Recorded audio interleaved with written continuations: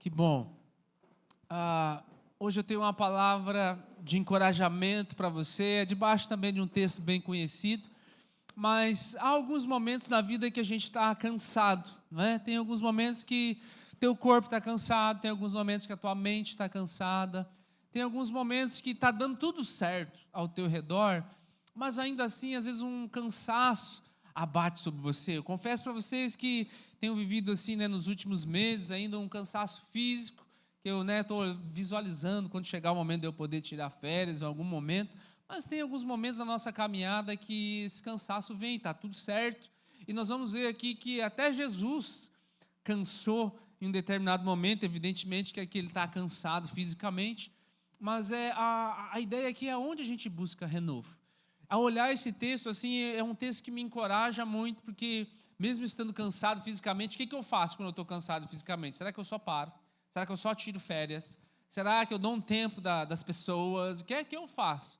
Tem duas aplicações aqui. Eu quero olhar para esse texto que você já viu, não apenas com o olhar dessa mulher. Geralmente, quando se prega essa passagem, se foca muito no que está acontecendo na vida dela. A gente vai ver algumas coisas do que está acontecendo na vida dela, mas principalmente também no que acontece com Jesus, em termos de renovo. Eu não vou ler o texto inteiro, é um texto grande, mas ao longo da palavra a gente vai passando por ele. Deixa eu só começar ele, e aí a gente depois vai explicando versículo por versículo. É Jesus e a mulher samaritana, está lá em João capítulo 4, a partir do verso 5 começa a história, mas deixa eu ler os primeiros ali, só para você se contextualizar. Diz assim, está na Nova Almeida, Carlos, não vai estar ali nos slides, tá? Diz assim, João capítulo 4, verso 1 em diante. Quando Jesus soube que os fariseus tinham ouvido dizer que ele fazia e batizava mais discípulos do que João, se bem que Jesus mesmo não batizava sim os seus discípulos, deixou a Judéia e retirando-se outra vez para a Galileia. E era ali necessário passar pela região de Samaria. Então Jesus faz uma caminhada longa aqui, mais ou menos umas 6 horas de caminhada, ele está caminhando com os seus discípulos. Então pensa, gente, numa caminhada, numa tocada de 6 horas, né? Começa de manhã, é uma região que não está que nem hoje, está fresquinho, né? Está chovendo, tem sol, está cansado. Então assim, verso 5, Jesus chegou a uma cidade samaritana chamada Sicar, perto das terras que Jacó tinha dado ao seu filho José. Ali ficava o poço de Jacó, e cansado da viagem, percebe que Jesus está cansado. Jesus não está animado, vamos falar de Deus, vamos pregar. Jesus está cansado. A parte física de Jesus, a parte humana de Jesus, o que é? Deixa eu encostar em algum lugar aqui para eu descansar, não quero conversar com ninguém, não quero dar moral para ninguém, eu quero só deitar e fechar os meus olhos, de repente descansar. Essa é a parte física de Jesus. Então ele se senta junto ao poço, e era por volta do meio-dia, então ele não está apenas cansado. Gente, não é meio-dia aqui, é meio-dia no Oriente Médio. Então ele está caminhando, camelando, como diz a turma aí, né? Amanhã todinha, e é meio-dia, sol a pico. E Jesus está cansado e agora está ali do lado de um poço, com sede. E os seus discípulos tinham ido à cidade comprar alimento. Então a mulher samaritana, eu adiantei aqui. Nisso veio uma mulher samaritana tirar água. Jesus disse: dê-me um pouco dessa água, pois os seus discípulos tinham ido à cidade comprar alimento. Então a mulher samaritana perguntou a Jesus: como, sendo o Senhor um judeu, pede água a mim, que sou mulher samaritana? Ela disse isso porque os judeus não se dão com os samaritanos. Então Jesus responde: se você conhecesse o dom de Deus, e quem é que está ali pedindo água para beber, você pediria e ele lhe daria água viva. Ao que a mulher respondeu: o Senhor não tem balde e o poço é fundo. De onde vai conseguir essa água viva? Por acaso o Senhor é maior do que Jacó, nosso pai, que nos deu o poço, do qual ele mesmo bebeu, assim como os seus filhos e o seu gado? E aqui começa um diálogo entre Jesus e a mulher samaritana. É um momento inesperado. A ideia aqui é o que fazer para buscar renovo em um momento inesperado. Eu estou cansado, eu já andei o dia inteiro, ou eu trabalhei a semana inteira, estou cansado, não estou a fim de ir para a igreja, estou cansado, eu já trabalhei a semana inteira. Veio alguém conversar com você, e é alguém que às vezes não quer te ouvir, alguém que não tem um bom diálogo para com você. ele não está receptivo para te ouvir. É o caso. A primeira resposta da mulher é uma resposta de afronta. Os samaritanos, eles são um povo tido como misturado. No ano 722 a.C., Israel estava dividido. Havia Israel, o reino do norte, e Judá, o reino do sul. Você vai ver no livro de Reis e Crônicas, são dois reinos divididos, dois reis diferentes. E no ano 722, Israel, que é a parte do norte, eles estão lutando contra a Assíria, e a Assíria ganha deles. E a política da Assíria era pegar aqueles povos que eles venceram, levar para a terra deles e misturar com os outros povos que eles também tinham vencidos, para que perdesse a identidade, para que não tivesse uma revolta para voltar para a sua terra. Então agora, depois de algum tempo, algumas pessoas que ficaram lá na Assíria voltam para Israel. Só que, da onde, que tribo você é? Da onde você veio? Eles não conseguiram manter uma certa linhagem de pureza. Então eles voltam, e dentre desses povos misturados, é o que o povo de Judá no sul, que eles chamam assim, ó, esse pessoal aí, eles não são de uma linhagem pura. Dentre eles estão os samaritanos. Então agora há uma briga para ver quem é mais puro ou não. Judá também foi exilado. 150 anos mais tarde, mais ou menos, vem a Babilônia e leva eles lá para a Babilônia. Só que a Babilônia tinha a política de que eles deixavam o povo viver do jeito que eles queriam. Eles sim tinham restrições, não podiam voltar para a sua terra, algumas coisas assim. Mas eles deixaram eles tocarem os seus negócios. Ali vai entrar o contexto do profeta Jeremias, vai entrar o contexto de Isaías, e Deus está dando instruções para eles, vocês precisam ser curados da idolatria. Eles ficam lá um pouco mais de 70 anos, e quando eles voltam de volta para a sua terra, eles já não estão mais misturados com outros deuses. Só que nesse contexto aqui, querido, eles puderam permanecer com a sua linhagem, eles voltam se achando melhor do que aqueles que estão ali naquele lugar, eles são mais puros. Judá tinha basicamente duas tribos ali, eles preservaram um pouquinho mais a linhagem. E agora nós estamos falando de mais ou menos ali alguns séculos de briga, de rivalidade entre Jerusalém, e agora tem o templo de Jerusalém, e Deus fala neste lugar, e é aqui que a gente adora, e Deus fala com a gente. E tem esse povo misturado que também era povo de Israel, primos distantes, talvez misturados, mas eles eram impedidos às vezes de entrar em Jerusalém e adorar no templo. Então o que eles fazem? Tem um monte lá chamado Gerizim, eles constroem um templo naquele lugar e buscam adorar a Deus naquele lugar. E aí fica agora aquela briga. Esse templo aí não é o templo que Deus fala de verdade, é esse templo aqui de Jerusalém. O Deus que está aí não é o mesmo Deus nosso. E aí aquela discussão que dura séculos. Então, quando aquela mulher, ela fala assim para Jesus, nós somos filhos de Jacó, ela já está dando uma afronta para Jesus. Você é judeu, você nem balde não tem, você está querendo beber de um poço do qual o nosso pai Jacó, que já começaria a discussão assim, que o judeu falaria assim, não, vocês não são filhos de Jacó, vocês são misturados, a confusão estava instalada. Então, nesse diálogo, há uma tensão de etnia, há uma tensão de religião, há uma tensão de muitas coisas. Mas lembra que Jesus está cansado, gente. Jesus não está querendo, de fato, assim, entrar numa discussão teológica, não está querendo resolver a causa de etnia. Jesus está querendo beber água e descansar, até que os discípulos saíram para comprar um lanche, não tinham um iFood para pedir, eles foram fazer alguma coisa para trazer o lanche para Jesus. Então pensa, você já passou por isso? Você está num dia normal, você tem Jesus no teu coração, mas às vezes você está cansado. Você trabalhou a semana inteira, e a última coisa que você quer é alguém vir discutir com você sobre outras coisas. Quando a gente perde qual é o foco da nossa vida, toda essa questão secundária rouba um milagre que Deus está querendo fazer, uma restauração que Deus está querendo fazer. Quando a gente se prende só às coisas políticas do que está acontecendo no nosso país, querido, a gente perde a oportunidade de Deus operar tanto um renovo na nossa vida, quanto um milagre na vida das outras pessoas. E Deus vai agir muitas vezes assim. Ele não vai vir, Ele não vai te usar só quando você está ligadaço, quando você está com vontade de falar de Jesus, ou quando você está descansado, quando você depois das férias, Senhor, me usa depois das férias, que daí vai funcionar melhor, eu vou estar mais sensível à tua voz. Muitas vezes, você vai ser pego pelo Espírito Santo assim, no dia que você não quer ir para a igreja, no dia que você não quer ver ninguém, no dia que você está lá e não quer nem discutir com alguém. E aí, Jesus vai ali, vai tomar um pouquinho de água e vai, você não torce para o mesmo time que a gente, você não pensa da mesma maneira que a gente. Jesus podia pensar, então fica você com os seus pensamentos aí, daqui a pouco os meus discípulos chegam e eu mesmo me viro. Há uma janela de oportunidade diante de nós, muitas vezes na nossa vida. Meu primeiro ponto aqui é que busque ouvir o que Deus diz e não aquilo que você deseja ouvir. Como é que a ideia aqui é, como nós buscamos renovo? Primeiro lugar, busque o que Deus diz e não aquilo que você deseja ouvir.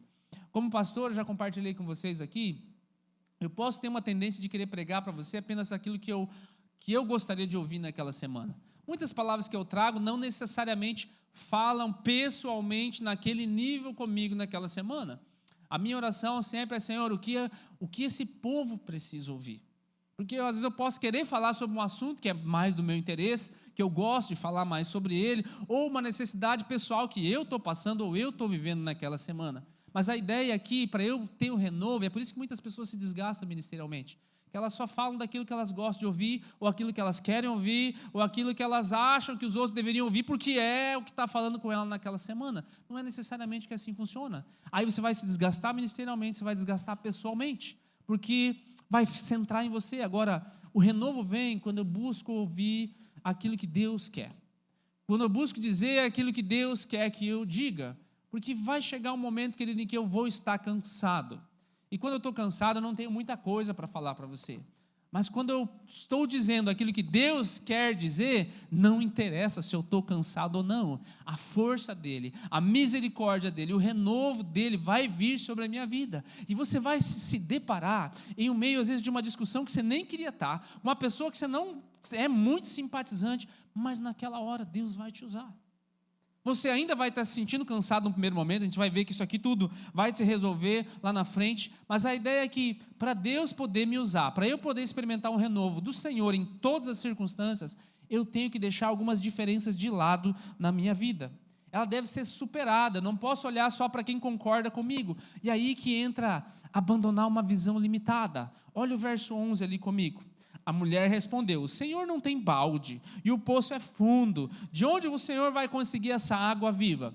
O que Jesus falou antes? Olha, eu tenho uma água que não é desse poço, é extraordinária, eu quero te dar resolução para os teus problemas, e a visão dela está onde? Está na terra. Como é que você vai me dar uma água se você não tem balde?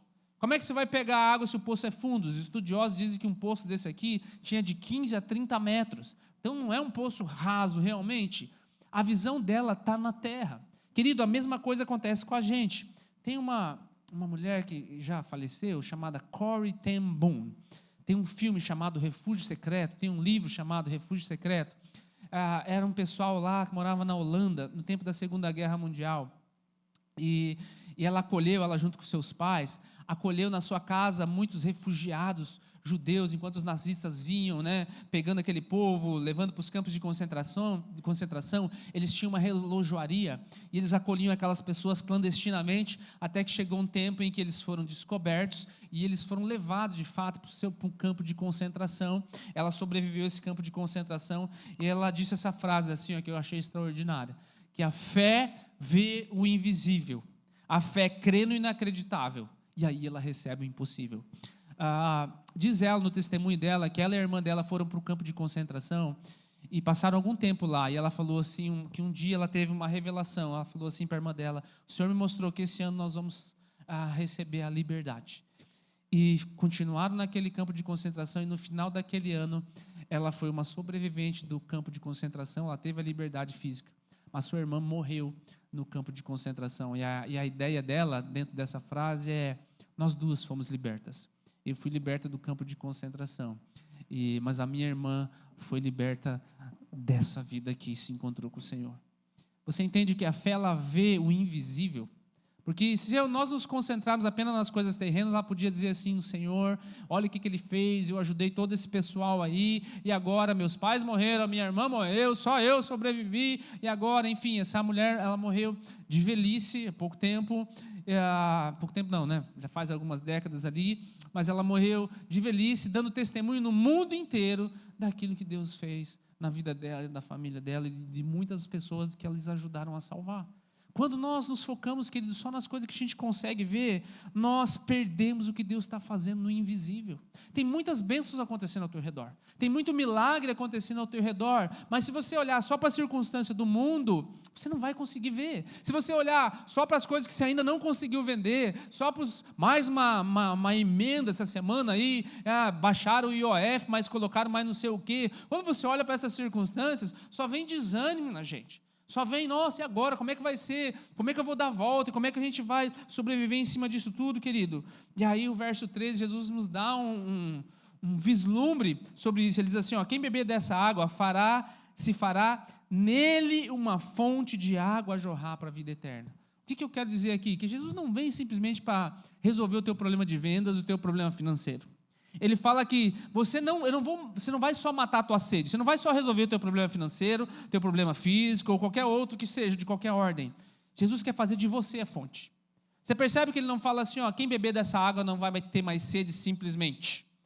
Quem em me encontrar, ter a minha presença, não vai simplesmente ter os seus problemas resolvidos. Ele fala, dentro de você vai ser uma fonte. A ideia não é só resolver os teus problemas físicos, a ideia é fazer de você agora uma fonte que sacia a vida das outras pessoas. Você percebe que o que Jesus está propondo aqui não é simplesmente vem aqui que eu vou aplacar todas as mazelas desse mundo. Eu e você temos problemas, eu e você estamos preocupados com o cenário do nosso país, estamos preocupados com o cenário da nossa família e da nossa igreja e de muitas coisas. E está ok em relação a isso, querido, nós só não podemos deixar e essas coisas roubar a nossa paz e a nossa esperança. Nós não podemos deixar essas coisas definir simplesmente o nosso humor ou o nosso senso de empolgação, porque quando o Senhor fala assim, você vai ser uma fonte de água a jorrar, não é eu vou resolver todos os teus problemas aqui, eu vou fazer de você uma fonte de resolução dos problemas. Quem está entendendo diz amém? A ideia aqui é que eu preciso rever as minhas motivações, porque uma vez entendido isso, e muita gente entende, inclusive os crentes, há uma tendência a fazer o que essa mulher faz agora no verso 15. Olha, ela descobriu um negócio e ela fala assim, Senhor, então eu quero que o Senhor me dê essa água, para que eu não tenha mais sede, nem precise vir aqui buscá-la. Qual é a motivação? Vamos dizer assim, ela entendeu o que Jesus está propondo, é um negócio muito legal, e eu quero isso. Mas qual é a motivação dela? Eu não quero mais vir trabalhar. Eu não quero mais vir pegar nesse poço, principalmente ao meio-dia, né? A ideia, tem toda a ideia aqui de que vai acontecer agora com ela ali, por ser uma mulher adúltera e ter vários casamentos e tudo mais. Agora, a motivação dela é de muitas pessoas, às vezes, que conhecem a Jesus, que entendem o que Jesus está fazendo, mas fala assim, eu quero Jesus, porque talvez eu não preciso mais trabalhar tanto. Eu quero Jesus, porque daí eu não preciso mais me esforçar tanto, porque é só eu levantar de manhã, orar, Senhor, abençoa o meu dia e vai dar tudo certo. Eu não posso ir a Deus apenas enquanto eu quero estar na fila do problema. Uma vez que Deus resolve o meu problema, eu não vou mais permanecer nessa fila. Sabe, os motivos que devem levar a gente à presença de Deus, querido, não pode ser o de receber e depois não voltar mais. Há muitas pessoas que conhecem Jesus no primeiro momento, mas o relacionamento delas com Deus Senhor, me abençoa, me guarda. A oração, ou a vida de oração dela com Deus é apenas uma lista de exigências que ela tem. Quando acaba a lista de exigências dela, acaba a oração dela. Quanto tempo você fica em oração? Em quanto tempo eu conseguir me lembrar de coisas que eu preciso? Percebe? Que isso não é um relacionamento. Isso é simplesmente enxergar Deus como se fosse um gênio da lâmpada. Não é o relacionamento que Jesus quer ter. Quanto tempo você consegue ficar em oração quando acaba a tua lista? É o que vai definir qual é o grau de intimidade que você tem com Deus. Se você não tem muito o que falar, significa que não tem muita intimidade com Ele. É como você conversar com um estranho, você chegar e pedir assim, eu preciso disso, disso, disso, disso. Depois que acabou isso, então, você viu o tempo, como é que tá chuva hoje, né? Deixa eu ver o que mais. Você viu a seleção, jogou essa semana? Pois é, a gente pensava que ia, mas... E aí acaba o assunto. Sabe, querido, quando Jesus ele fala, eu tenho uma água da vida, eu quero fazer de você uma fonte, implica em um relacionamento. E aí no relacionamento, Jesus, ele não se apegou às picuinhas, a mulher cutucando ele para dizer que ela também era descendente de Jacó. Ele olha no cerne. E aqui vem algo que às vezes nos incomoda, mas é necessário. A pergunta de Jesus não faz muito sentido. Aqui, a próxima. Depois que ela fala, eu também quero dessa água aí para eu não precisar beber. Jesus fala assim para ela no verso seguinte ali, né? No verso 16. Vá, chama o teu marido e volte aqui. A ideia, você conhece a história, que ela fala assim, eu não tenho marido. Aí Jesus disse, você tem razão ao dizer que não tem marido, porque já teve 5, e esse que agora você tem não é o teu marido, que você disse é verdade. O que Jesus faz com ela? Jesus cutuca a ferida nela. E aí nós poderíamos perguntar, nossa, Jesus estava chateado, né? O senhor ficou chateado mesmo. Que ela falou, né, confrontou o Senhor, falou que o Senhor não tinha balde, falou isso, falou aquilo do Senhor. O Senhor está chateado. Querido, existe uma grande diferença. Quando o diabo expõe o nosso erro e quando Jesus expõe o nosso erro. Quando o inimigo expõe o nosso erro, querido, ele expõe sempre, sempre para nos envergonhar. Que é o meu segundo ponto aqui, confronte todo pecado oculto. Segunda maneira de você ser renovado é confrontar as coisas que estão lá dentro, que está oculto muitas vezes.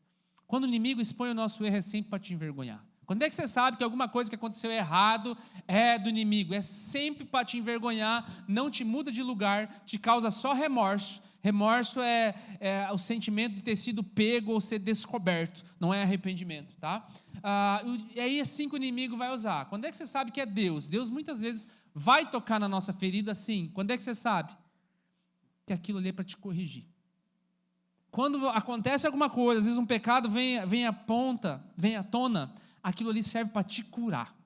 Quando Jesus expõe, e muitas vezes vai ser necessário expor, confessai os vossos pecados uns aos outros para serem curados, a ideia é de que sim, se você quiser um renovo na tua vida, tem algumas coisas lá dentro que precisam ser expostas, que precisam ser trazidas à tona, que precisam ser colocadas aos pés do Senhor. Mas eu não quero lidar com isso, querido, precisa lidar com isso, porque senão não há cura. Se Jesus não expõe aquela situação ali, não há cura no coração dessa mulher. Entende? Jesus está traçando um momento, Jesus está cansado, mas ele está focando, nós vamos ver depois por que ele fez tudo isso aqui, onde a gente vai terminar essa palavra. Ele está focando em algo, e a primeira coisa que ele precisa fazer, não é simplesmente rebater o que ela disse a respeito de ser judeu, não ser, ou de ser filho de Jacó, é ir no cerne do problema. Qual é o cerne do teu problema? Qual é aquilo que está lá dentro, que você sabe que tem alguma coisa lá, mas não quero lidar com isso, sabe? O John Piper diz assim, Deus só cura aquilo que nós estamos dispostos a entregar. Enquanto não há confissão, querido, não há perdão. Por quê? Porque a confissão, o arrependimento é precedido pela confissão. Eu errei, eu não devia ter falado assim, eu não devia ter feito isso, eu não devia ter dito aquilo, eu não devia ter tomado essa decisão. Todo arrependimento genuíno, ele é precedido por uma confissão. Estava conversando ontem aqui, né, nós tivemos aqui o Brave, né, dos jovens, a gente estava aqui num toque, numa conversa assim, e a ideia é assim, não tem como você ser curado se você não perdoar. A desculpa assim, me desculpa se eu fiz alguma coisa que te ofendeu, não é o pedido de desculpa, porque você não é específico, você não está nem reconhecendo que você errou. Me desculpa se você chateou com qualquer coisa que eu disse, não é um pedido de desculpa. O que é um pedido de desculpa? Olha, eu usei um tom errado, eu falei de uma maneira arrogante, eu usei uma palavra, né, que te ofendeu. Isso é ser específico, isso é um pedido de desculpa genuíno. E se eu não confessar determinadas coisas que da minha postura, minha arrogância, eu não vou ter como ser curado. E aí, depois disso, eu ainda tenho sistema de crenças limitadores. Olha o verso 19 comigo ali. Ela diz assim, então a mulher diz, agora eu sei que o Senhor é um profeta. Ela até reconhece, mas ela vem com outro argumento, Os nossos pais adoravam nesse monte, que é aquele que eu falei para vocês no começo, o Gerizim. Mas vocês dizem que em Jerusalém é um lugar aonde se deve adorar. Ela ainda está focada no sistema de crença limitador. Olha, ok, estou entendendo que tem alguma coisa, o senhor é diferente, o senhor já viu os meus erros, vi que o senhor é profeta, mas eu acredito que as coisas devem ser feitas naquele lugar, e agora como é que vai ser feito? Eu acredito que só vai funcionar se eu repetir essas coisas, só vai funcionar minha vida se um pastor orar por mim, só vai funcionar se eu fizer uma campanha de tantas semanas, só vai funcionar, e aí a gente coloca qualquer religiosidade que a gente quer, só vai funcionar dessa maneira, ou seja, você criou um sistema de crença, e você chama às vezes até de tradição. Existem algumas igrejas, algumas religiões que elas colocam a tradição no mesmo pé de autoridade das Escrituras. É o que Jesus está falando aqui, as tradições podem se tornar uma obstinação da mente. O que é a tradição? Aquela coisa que você repete, e nem sabe mais por que você repete. Talvez é até uma oração que você faça repetidamente e nem pensa mais nela. É uma música que você canta sem pensar mais nela. E o que Jesus está querendo nos ensinar aqui, querido? Que a tradição não pode se tornar uma obstinação na nossa mente. Olha, desse jeito, tem que orar desse jeito, dessa maneira, não pode pregar sem gravata. Ai, a oração de guerra, ela tem que ser gritando, né? Porque o inimigo é surdo, ele precisa ouvir. E aí nós criamos um monte de religiosidade ao nosso redor, achando que Deus vai agir só desse jeito, e é só desse jeito. Sabe, não mudar porque eu nasci assim, é escolher morrer assim. A nossa igreja nasceu assim. Haviam pessoas debaixo de uma tradição católica, no caso, no momento, esse era o contexto, né? E aí quem está debaixo dessa tradição sabe, você não questiona muitas coisas. Uma vez que um grupo de pessoas começa a ler a palavra, ler a palavra, ler a palavra, e agora é confrontado pela tradição, ou você deixa de estudar a Bíblia, ou você não é mais dessa religião, tomar uma decisão entre o que é a tradição para você e o que é a verdade que Deus está revelando para você. Quem tem mais peso? Os olhares da tua família, dos teus amigos, da sociedade, ou o que a palavra está colocando sobre você? Quem você quer agradar mais? A tua família, a sociedade, ou aquilo que o Senhor coloca no teu coração? Nós sempre vamos ter essa escolha, querido. Sempre vamos ter, quando tem um negócio para você fazer. Você sabe talvez que é um negócio ilícito. Você sabe que tem coisas ali por trás. O que você vai escolher fazer? Preencher uma necessidade financeira imediata que você tem, ou fazer valer os teus valores? Preencher uma necessidade, às vezes, de meta que você tem para bater, ou fazer valer os teus valores, ainda que isso talvez custe para você um negócio, dinheiro ou amizade, enfim. Nesse ponto, Jesus faz uma das declarações mais lindas da Bíblia. Nesse ponto aqui, o verso 23, olha comigo lá: mas a hora vem em que os verdadeiros adoradores adorarão o Pai em espírito e em verdade, porque o Pai procura a tais que assim o adorem. Deus é espírito e importa que os que o adoram em espírito e em verdade. O que Jesus está falando aqui resumidamente? Não é aqui em Jerusalém, não é lá em Jerizinho, vai chegar um momento que é em todo lugar. E Deus está procurando gente que o adore em todo lugar. Deus está procurando gente que no domingo de manhã, num dia mais friozinho, bem chuvoso, você resolva assim acordar. Ai, que bom, quero eu ficar aqui em casa e estar bem tranquilo. Falei, não, hoje é o primeiro dia da semana, eu vou para a casa do Senhor e vou adorar o Senhor. E você vence a carne, você vence o sono, você vence todas as coisas. Você entende que isso é adorar o Senhor em espírito e em verdade? Você não é levado simplesmente pelo que o teu corpo sente, pelas circunstâncias que estão ao teu redor. Não, eu vou para a igreja só nos dias de sol, só quando tiver lugar para eu sentar, lugar para eu estacionar, para gente para cuidar das minhas crianças, né, que tem um café bem gostoso no final, e a gente coloca um monte de condições. Querido, há um momento, já chegou, em que o Pai procura verdadeiros adoradores. Deus tem verdadeiros adoradores aqui? Eu estava ali de manhã, estava ali no comecinho do culto ali, enquanto o louvor acontecia, né, aquele barulhinho de chuva, assim, que coisa maravilhosa. É bom ficar em casa dormindo. Deus que abençoe, irmão, você que ficou em casa, aí, ok, tá? Deus vai te julgar depois, tá brincando. Mas a ideia é que assim, Senhor, como é bom, estou na tua casa, Pai. Estamos aqui e há uma atmosfera do céu sobre este lugar. E nós cantamos sobre Deus é vitorioso, Deus é bom. E nós cantamos, olha, o que o mundo tem não vai me roubar, entende? Nada vai roubar a sua glória, Senhor. Nós estamos na casa do Senhor. São verdadeiros adoradores que o Pai procura. E agradecer a Deus por isso. E meu último ponto aqui busque uma intimidade genuína com Deus. Porque Jesus não quer apenas informar a gente. Eu sou o Messias. Ele quer transformar. E, gente, aqui é uma revelação que às vezes a gente passa batido. É extraordinário. Jesus ainda não se revelou publicamente para ninguém, nem para o povo dele. E ele resolve se revelar para aquela mulher samaritana que nem era do povo dele, que nem estava na vibe do momento, naquela situação ali, né? Jesus não queria apenas que ela conhecesse ele de ouvir falar, porque os samaritanos também esperavam um Messias. Eles davam lá, né, um outro nome específico, mas eles também esperavam o Messias. E Jesus fala assim, eu sou esse Messias. É o diálogo que vai acontecer aqui na frente, né? Jesus quer tirar uma crença, verso 25, ela diz assim, eu sei que o Messias, chamado Cristo, está por vir. E no 26 Jesus já fala assim, eu sou ele, aquele que está falando com você. Você percebe que a fé dela, ela passa de um estágio teórico, eu estou esperando o Messias e eu quero conhecer ele, para um estágio agora relacional, eu estou aqui, eu estou na tua frente, e eu estou falando com você. Você entende que olha, não apenas você vai ouvir falar do Messias, ele vai vir até você, e ele vai conversar contigo. É aqui que muda, querido, é o salto da religião para a vida com Deus. Eu não quero só saber sobre Deus, eu quero andar com Ele. Eu não quero só saber o que eu tenho que fazer de certo, eu quero começar a minha segunda-feira no meu trabalho, abrir o meu escritório, entrar dentro da minha cozinha, dentro da minha mesa, e já começar o dia, Senhor, Tu estás comigo. Bora junto, Pai, trabalhar. Senhor, o Senhor está vendo o que essa pessoa atribulada está fazendo aqui agora? O que eu tenho que fazer, Pai? Me dá direção. Pai, tem uma situação que aconteceu agora, não sei o que fazer. Me pegou desprevenido. Senhor, me direciona. E aí você vai caminhando com o Senhor, e você vai ver que muitos dias você vai estar cansado fisicamente. Você vai estar cansado fisicamente. Aqui é a ideia do renovo. O que você faz dentro do renovo, né? Busque a intimidade genuína com Deus. O que é a intimidade genuína com Deus? Deus vai falar com você em todo momento, independente de como você esteja se sentindo. Em todo momento, independente de como você esteja se sentindo. Uma das declarações mais lindas que tem no livro de Jó, que é um livro comprido, né? Você passa um bom tempo sem entender nada. Lá no verso 42 ele fala assim, no capítulo 42 ele fala: antes eu te conhecia só de ouvir falar, mas agora os meus olhos te veem.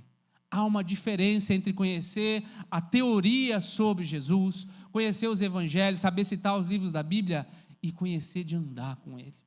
Sabe, há uma diferença entre ler o que está escrito ali para nós, quando a gente começa o louvor, e de fato proclamar as verdades dessas canções que nós cantamos aqui, meu amado. Há uma fonte interior dentro de nós, que ela é ativada. E agora, olha o que acontece com ela, é extraordinário isso, verso 28. Então, deixando o seu cântaro, a mulher voltou para a cidade. O que ela saiu de casa para fazer? Antes da gente ler o outro verso. O que ela saiu de casa para fazer, gente? Buscar água. É meio-dia. Está quente. E agora, o que ela justamente deixa de fazer? A água. Você percebe que existe uma necessidade física que ela vai buscar. Mas quando ela encontra com Jesus, essa necessidade física se torna secundária. A ideia é que eu e você, às vezes nós vamos até Jesus buscando uma necessidade física, uma resolução financeira, emocional ou espiritual, o que quer que seja, mas a evidência de que você encontrou Jesus de verdade é quando essa necessidade primária se torna secundária na tua vida. Ele é mais importante. O que eu encontrei agora é mais importante do que de fato eu vim buscar num primeiro determinado momento. E aí você entende que Deus quer te abençoar financeiramente, Deus quer te trazer cura fisicamente, Deus quer que você viva uma vida extraordinária e abundante, que você come o melhor dessa terra. Tudo isso está lá dentro da Bíblia, querido, desde que essas coisas não tomem o primeiro lugar da tua vida. Desde que você esteja disposto, se necessário, a largar isso aí no chão e fazer o que Ele te mandou fazer. Você entende que essas bênçãos, querido, elas são bíblicas, elas são reais, e você pode ir buscar elas, mas elas não podem impedir você de fazer o que Deus te chamou para fazer. Essa é a diferença entre a mulher samaritana que larga aquele cântaro e vai fazer algo mais importante, do jovem rico, que Jesus faz o convite de ser um dos 12. Vem e me segue. E aí a Bíblia fala que por ter muitas riquezas, ele ficou triste, que ele teria que se desfazer dela. Você percebe, querido, que tudo isso é uma verdade extraordinária para nós. Quando o reino de Deus se torna a prioridade da nossa vida, todas as outras coisas parecem secundárias, não são negligenciadas, como eu falei para você, mas tudo que nós usamos para suprir as nossas carências humanas, se torna secundário quando o nosso coração está voltado para a presença de Deus. Quem está entendendo isso, amém? E aí, para eu terminar aqui, o verso 29, ela vai dizer assim, venham ver um homem que me disse tudo que eu tenho feito. Sabe o que é isso? Essa mulher agora ela tem uma missão. Ela está lá de meio-dia, né, as mulheres saíam de manhã cedo para pegar a água. Ela está lá de meio-dia porque provavelmente ela era oprimida pela sociedade ou pelas outras mulheres. Ela não tem missão na vida, ela não tem marido, ela não tem muito destino. Agora ela tem uma missão. Ela larga aquele canto, ela tem uma missão, né? E ela não só foi curada da culpa que ela tinha pelos seus erros, mas agora ela é uma mulher empoderada de verdade pelo amor. Eu tenho uma missão e eu tenho que falar daquilo que está acontecendo comigo. E a coisa mais extraordinária é que as pessoas dão crédito para ela. Parece hoje tão comum na nossa cultura, uma pessoa contou, vamos lá ver o que é. Mas nessa sociedade, o testemunho de uma mulher não é de muita credibilidade. O testemunho de uma mulher que tem vários maridos é de credibilidade nenhuma. Ninguém ia dar bola para uma mulher dessa daqui, contando uma mentira, uma coisa da cabeça dela, uma mulher que não tem crédito nenhum. O fato é que você vê que o poder de Deus age nela porque as pessoas querem ver o que é que está acontecendo. E os próximos versos vai dizer que os samaritanos chegaram lá, e aí eles vão conversar com Jesus, e eles vão terminar dizendo assim que, olha, a gente veio aqui baseado naquilo que você disse, mas agora nós vimos com os nossos próprios olhos. Querido, qual a ideia final disso tudo aqui? A intimidade com Jesus sempre vai gerar uma missão para você. Você nunca vai viver uma vida sem propósito, sem destino, quando você tem uma intimidade genuína com o Senhor. Sabe, quanto mais íntimo de Deus você está, mais confiante na missão que Ele te deu, você vai. Você vai com mais ousadia, né? O Watchman Nee diz assim que a nossa vida cristã começa com um encontro, mas ela vai amadurecer sempre com a entrega. E aí eu quero terminar aqui no verso 34, quando os discípulos chegam até Jesus, e está aqui, Jesus, a comida, né, que nós trouxemos, e aí Jesus fala, né, oh meu Deus, veio o verso 34, a minha comida é fazer a vontade daquele que me enviou e realizar a sua obra. Os discípulos ficam confusos, será que alguém trouxe comida para ele, o que foi? E Jesus fala assim, a minha comida é fazer a vontade do meu Pai e realizar a sua obra. Sabe o que isso quer dizer? Jesus estava cansado. Como eu e você, muitas vezes estamos cansados. Mas quando nós respondemos à voz do Senhor, mesmo cansados, no final disso tudo, nós encontramos um renovo que nós nem esperávamos. Claro que provavelmente Jesus depois ele vai comer. Mas naquele momento há um vigor reacendido em Jesus, porque a próxima consequência é que Jesus fica comendo comida samaritana e compartilhando a palavra de Deus com os samaritanos durante 2 dias. Eles têm uma janela do céu sobre eles que eles nunca imaginavam. Jesus não veio para falar com o pessoal que era fora do povo judeu. Ele tinha uma outra missão focada naquilo, mas eles têm um privilégio extraordinário de sentar aos pés do Mestre durante 2 dias e ouvirem a voz do Mestre em todo o tempo. Como você acha que Jesus está aqui? Eu faço aquilo que eu vejo meu Pai fazer. Eu não sei como é que você está se sentindo hoje, querido. Se coloque de pé, por favor. Mas há alguns frutos do renovo. Eu quero dizer para você que o que te renova não é só o descanso. O que te renova é a obediência. Nós estamos na metade do ano. Sexto mês do ano. Como é que você está? Talvez você começou com muitas metas, coisas grandiosas, esse ano vai, mas algumas circunstâncias aí, talvez roubaram a tua motivação. Talvez esses primeiros 6 meses do ano, você já queria estar em outro patamar, né? Você que trabalha com vendas, ou no comércio, qualquer outra coisa, talvez as coisas estão um pouquinho mais complicadas para você, ou talvez você achou que esse problema, né, no teu casamento já ia estar resolvido, ou que os teus filhos iam estar em outro lugar, ou que você mesmo, né, ia estar em uma outra dimensão, né, de empolgação. Eu sei como é que você está, mas a ideia aqui é que o cansaço não deve delimitar o quanto de entrega nós fazemos ao Senhor. Nós precisamos vir ao Senhor principalmente quando a gente está cansado. Melhor dia para você vir para a igreja quando você está cansado, sem motivação, porque aqui é o lugar de ser renovado e ser empolgado por Ele. Quando você estiver deprimido, que Ele fala assim, eu não quero ver ninguém, sabe que essa é a voz do inimigo sobre você. A voz de Deus é sempre te empurrar. Vai lá para o pequeno grupo, vai lá para o hub, vai lá para a igreja, vai fazer esse curso, vai para lá. Porque uma vez estando aos pés de Jesus, você achou que você foi naquele lugar só para matar a tua sede. Mas você vai sair daquele lugar sendo aquele que mata a sede das outras pessoas. Você entende? Isso é extraordinário. Isso não vem de nós, tem que vir do céu sobre a nossa vida. Isso não é possível humanamente falando, mas lembra, a fé vê o impossível. A fé crê naquilo que não se vê. Ela traz à existência aquilo que não é visto. Qual é a aplicação disso tudo? A intimidade com Deus não pode ser um evento esporádico, só no domingo de manhã ou de noite, mas ela é um relacionamento contínuo. O renovo, ele vem da presença do Senhor, não da performance, não é o quanto eu faço.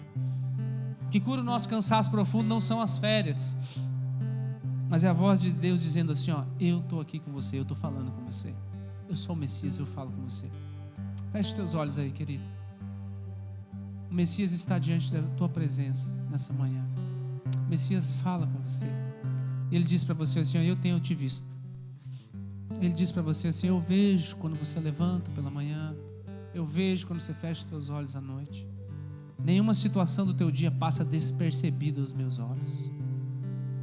Antes de você nascer, diz o Salmo 139, isso são palavras do Senhor sobre você. Todos os teus dias eu já contei. Nenhum fio da tua cabeça cai sem que eu saiba. Esse é o nível de detalhe que Deus tem sobre a sua vida. Nenhum pensamento que te perturba, que rouba a tua paz, passa despercebido a minha presença. Todo renovo que você precisa, eu sei. Todo descanso que você precisa, eu sei. A doença, a batalha, às vezes que você tem lutado, seja tua ou seja dos teus queridos, filhos ou parentes, eu sei. Nada passa despercebido. Nada disso foge aos meus olhos. E o Senhor diz para você, eu tenho uma água para te dar, que faz de você uma fonte a jorrar. Eu tenho uma água cuja sede vai ser saciada de uma maneira que você não imagina. Eu tenho um livramento para você, muito mais do que um livramento financeiro, muito mais do que um livramento emocional. Eu tenho uma missão para te dar. Talvez você veio até mim tentando buscar uma resolução para um problema imediato, mas você vai retornar desse lugar com uma missão extraordinária. Quem busca renovo encontra missão, Senhor, e quem cumpre a missão, Pai, é aqueles que encontram renovo. Por isso nós queremos sair daqui nessa manhã, Senhor, com uma missão a cumprir. E enquanto nós cumprimos a missão, nós encontramos renovo. O Senhor é o primeiro. Nós queremos estar debaixo da vontade do Senhor e fazer a tua obra, que é o que tu disseste, Senhor. Eu busco fazer a vontade do meu Pai e realizar a sua obra. E uma vez feito isso, nunca vai nos faltar renovo, Pai. Se o Senhor for o centro, Senhor, todas as coisas se tornam secundárias. Por isso nos mostra agora quais são os cântaros da nossa vida que nós estamos segurando e não queremos largar, Pai. Quais são os cântaros que nós temos confiado? Não é daqui que vai vir a provisão, é daqui que vai vir o sustento, Pai. Quais são os cântaros da nossa vida, Pai, que precisam ser deixados agora aos pés do Mestre, Senhor? Talvez seja o sonho de uma independência financeira. Talvez seja o sonho, não, se tudo isso se resolver, estiver no lugar, aí eu vou me dedicar mais ao Senhor. Não, se meu marido se converter, se a minha mulher de fato se dedicar, se os meus filhos deixarem de fazer tal coisa, uma vez que os meus filhos forem crescidos, aí sim eu vou voltar a servir o Senhor. Quais são os cântaros, ó Pai, da nossa vida que precisam ser deixados agora aos teus pés, Senhor? São necessidades que nós temos a suprir, sim, Senhor, mas devem se tornar secundárias debaixo do teu chamado. Por isso traz a revelação, Pai. Se existe algum pecado oculto que precisa ser confessado, Senhor, que hoje seja uma manhã de confissão, Pai. Não para vergonha, mas para que haja cura. Por isso, Pai, debaixo da tua ordem, debaixo do teu comando, Senhor, traz revelação. Se é confissão que precisa ser feita nessa manhã, que seja feito. Se você tem algo a confessar ao Senhor, querido, esse é um momento.